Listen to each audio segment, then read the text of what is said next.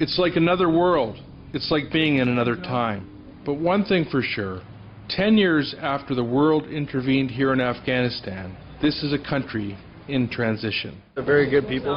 A lot of them work hard. A lot of them want a lot of change. They have some difficulty. That's why we're here to help them to iron the difficulty and make the Army work for 2014 so they can be sustained by themselves. It's true that most of the women you still see are cloaked in burqas, but for the very first time in history, you are starting to see women's faces for the first time. One place where this is happening is at the Military Training Center in Kabul. But you can't help but get out to these training centers, see these remarkable young women, and there's a very small number, granted. You can't help but see them, listen to their stories, see their sacrifices, and not have just an unbelievable optimism for what this country could be. The soldiers join because they want to do something for their country. They join up because they want to learn how to read and write as well.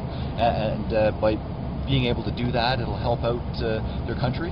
You know, the leadership promotes the core values and ethics of God, country, and duty.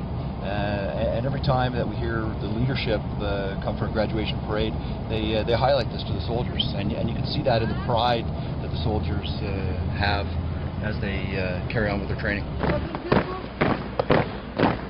Not everything is rosy in Afghanistan, but not everything is horrific either.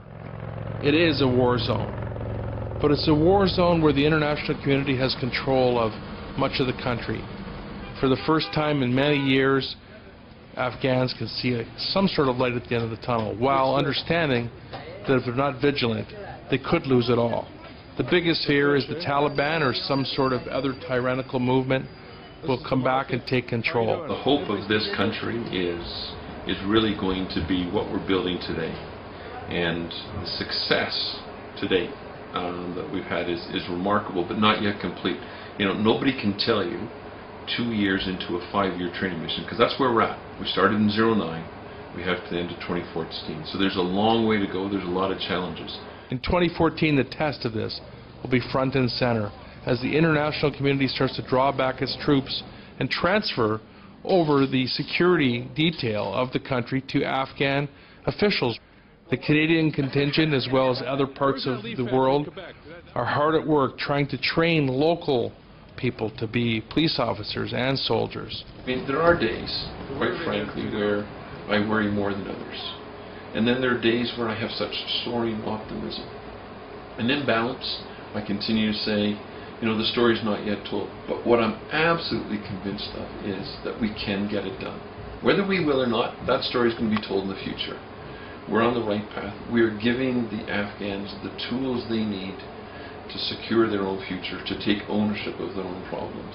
And in the end, that's what's going to decide this war. It's not going to be the violence of the insurgency. It's not going to be the presence of the coalition fighting. It will be, do Afghans believe in their own security forces, and do they want a future that is completely different than the past that they've experienced. For the Sun News Network, I'm Joe Warmington.